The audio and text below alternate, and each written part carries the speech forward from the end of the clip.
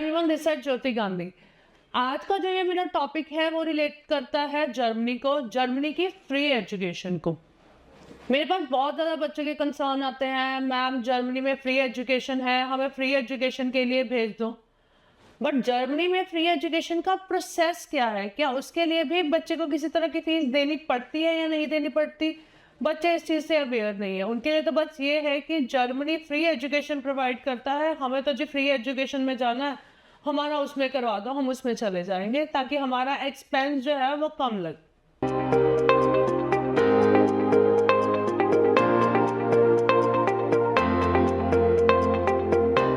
तो वो वाले पर्टिकुलर बच्चे जो जर्मनी में जाना चाहते हैं फॉर देयर फर्दर स्टडी, चाहे आपने 12th करी हुई है, चाहे मास्टर्स के लिए प्लान आउट कर रहे हो, चाहे ग्रेजुएशन के लिए प्लान आउट कर रहे हो, वो वाले बच्चों के लिए बड़ा सी कॉमन सी रिक्वायरमेंट है। अगर आप बैचलर्स के लिए जा रहे हो तो जो नई गाइडलाइंस है उसके अकॉर्डिंगली अगर आप इंग्लिश स्टूडेंट भी हो तब भी आपके पास 13 ईयर ऑफ एजुकेशन होनी चाहिए। 13 ईयर ऑफ एजुकेशन का मतलब ये नहीं है कि आप अपनी प्री स्कूलिंग भी यानी कि नर्सरी, एलकेजी, यूकेजी को भी काउंट करोगे। नो, फर्स्ट से लेके 12 और 12 के बाद एटलीस्ट आपके पास 1 ईयर ऑफ एजुकेशन एक्स्ट्रा होना चाहिए ताकि आपके पास टोटल 13 ईयर ऑफ एजुकेशन हो, जिसके बेसिस के ऊपर आप जर्मनी में अपने लिए एडमिशन सिक्योर करा सकते हो। अब वो वाले बच्चे जो ये कहते हैं कि हमें फ्री एजुकेशन में जाना है, हमें फ्री एजुकेशन में भेज दो, इंग्लिश में भेज दो, अगर हमें जर्मनी में यानी कि डच लैंग्वेज में भी पढ़ना पड़ेगा हम तब भी उसमें चले जाएंगे, बट हमें वहाँ पर पढ़ने की फीस ना देनी पड़े। जर्मनी में 2 तरह के कोर्सेज पढ़ाए जाते हैं, एक बिल्कुल ही डच लैंग्वेज में पढ़ाए जाते हैं, एक कोर्सेज होते हैं जो इंग्लिश टॉट कोर्सेज होते हैं। अगर कोई बच्चा डच लैंग्वेज में वहाँ पे पढ़ने जाना चाहता है तो मेक श्योर उसके पास 5 लेवल ऑफ सर्टिफिकेशन होनी चाहिए डच लैंग्वेज की, A1, A2, B1, B2 और C1। ये 5 सर्टिफिकेशन अगर आपके पास है तभी आप पब्लिक इंस्टीट्यूशन में डच लैंग्वेज के साथ अपने एडमिशन के लिए अप्लाई कर सकते हैं। उसके अलावा अगर कोई बच्चा इंग्लिश लैंग्वेज में जाना चाहता है और उसकी रिक्वायरमेंट ये है मुझे पब्लिक इंस्टीट्यूशन में जाना है, फ्री ऑफ कॉस्ट एजुकेशन हो मेरे लिए, तो आपके पास 13 ईयर ऑफ एजुकेशन होनी चाहिए। आपके पास एटलीस्ट जो आपके एकेडमिक परसेंटेज है वो 75% से ऊपर होने चाहिए। यस, अगर आपके पास 75% से ऊपर है तभी आप पब्लिक इंस्टीट्यूशन में फ्री एजुकेशन के लिए जा सकते हो। बट फ्री एजुकेशन का मतलब ये नहीं है कि आपके लिए 100% फ्री एजुकेशन रहेगी, उसमें भी आपको कुछ अमाउंट जो है वो पे करना पड़ता है, यानी कि 400 to 500 यूरो से लेके 3000 यूरो तक का अमाउंट आपको पे करने के लिए आ सकता है पब्लिक इंस्टीट्यूशन की तरफ से। आपके पास एकेडमिक स्कोर अच्छा होना चाहिए, आपके पास लैंग्वेज स्कोर भी होना चाहिए, चाहे आप ये लगा लो कि आपके पास आर्ट्स का स्कोर हो जिसमें 6.5 not less than 6 man scores होने चाहिए अगर आप किसी इंग्लिश टॉट प्रोग्राम में जर्मनी में जाना चाहते हो। तो जो आपको वहाँ पर कॉस्ट पे करनी पड़ती है फॉर योर ट्यूशन फी, वो एक तरह से आपके एडमिन चार्जेस होते हैं, आपके एनरोलमेंट की फीस होती है जो आपको पे करनी पड़ती है।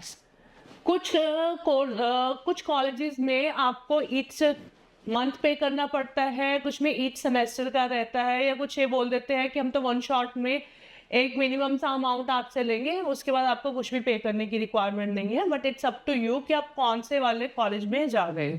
पर अगर आप चाहे आप नॉर्मल प्रोसेस से जा रहे हो यानी कि आप नॉन गवर्नमेंट इंस्टीट्यूशन में जा रहे हो, आप गवर्नमेंट इंस्टीट्यूशंस में जा रहे हो, तब भी उस बच्चे को अपना APS करवाना पड़ता है, यानी कि अपना एकेडमिक जो है वो एवेल्युएट करवाना पड़ता है कि इंडिया की स्टडी के अकॉर्डिंगली आप अगर जर्मनी में पढ़ने जा रहे हो तो जो यहाँ की स्टडी है वहाँ की कौन से लेवल तक की स्टडी है आपके पास, आप उस लेटर को साथ में लगाओगे तभी आपका एडमिशन का प्रोसेस जो है वो साथ चलेगा।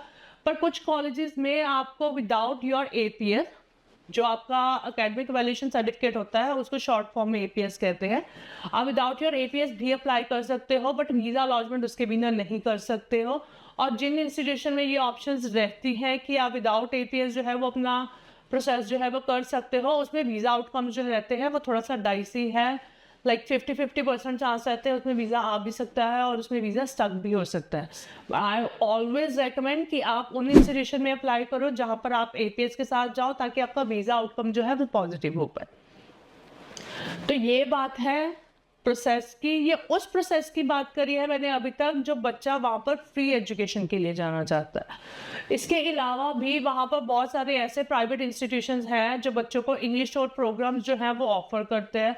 वो बच्चे के academic percentage at least bare minimum 50% बच्चे का एकेडमिक जो परसेंट है वो होना चाहिए, तभी आप प्राइवेट इंस्टीट्यूशन में अप्लाई कर सकते हो। आपके पास लैंग्वेज स्कोर होना चाहिए, अगेन आपको भी APS की रिक्वायरमेंट है। और प्राइवेट इंस्टीट्यूशन में भी अप्लाई करने के लिए जो नई गाइडलाइंस है उसके अकॉर्डिंगली आपके पास 13 ईयर ऑफ एजुकेशन होनी चाहिए, अदरवाइज को एडमिशन नहीं मिल पाएगा। कुछ ऐसे भी इंस्टीट्यूशन हैं जो आपके मीडियम ऑफ इंस्ट्रक्शन के बेसिस के ऊपर आपको ऑफर लेटर जो है वो प्रोवाइड करवा देते हैं, बट उस केस में इंस्टीट्यूशन वाले बच्चे का एक वीडियो कॉल के ऊपर एक इंटरव्यू कंडक्ट करेंगे। अगर किसी बच्चे के कम्युनिकेशन स्किल्स अच्छे होंगे तो देयर इज़ अ पॉसिबिलिटी कि वो उसको मीडियम ऑफ इंस्ट्रक्शन के बेसिस के ऊपर भी उसको ऑफर लेटर जो है वो ग्रांट कर सकते हैं। But majority of medium of instruction के जो ऑप्शंस मिलते हैं वो मिलते हैं सिर्फ और सिर्फ मास्टर्स डिग्री वालों के लिए। बैचलर्स वालों के लिए बहुत ही कम ऑप्शन रहती है। तो आई वुड सजेस्ट कि अगर आप बैचलर्स डिग्री के लिए जा रहे हो, वहाँ पर 3 साल की बैचलर्स डिग्री के लिए या 4 साल की बैचलर डिग्री के लिए आप जाना चाह रहे हो, तो आप एटलीस्ट लैंग्वेज यहाँ से करके जाओ। आप इंग्लिश में अगर पढ़ना चाहते हो तो आप IELTS ज़रूर दे के जाओ, बट उसके साथ भी एटलीस्ट आप 2 लेवल ऑफ सर्टिफिकेशन अपने लिए जर्मनी में लेके जाओ, ताकि एटलीस्ट आपको थोड़ा बहुत बेसिक में बोलना आता होगा तो आप वहाँ पर रह के सर्वाइव कर पाओगे। अदरवाइज बच्चों के लिए बड़ी ज़्यादा दिक्कत हो जाती है। वो कहते हैं कि हमारे लिए यहाँ पर सर्वाइवल कर पाना थोड़ा सा डिफ़िकल्ट हो रहा है, क्योंकि वहाँ की जो लोकल लैंग्वेज है that is a Dutch, international language English है। आपको दोनों तरह के वहाँ पे लोग मिलेंगे। तो इट्स बेटर कि अगर आप वहाँ पर कहीं पर अप फ्रंट लेवल पे जॉब करना चाहते हो अपनी स्टडी के साथ साथ, तो आप वहाँ के लिए डच लैंग्वेज ज़रूर सीख के जाओ। अगर जर्मनी से रिलेटेड या इसके एडमिशन प्रोसेस से रिलेटेड अगर आपकी कोई भी अदर क्वेरी है तो feel free to reach us out, we are there to help you. Thank you.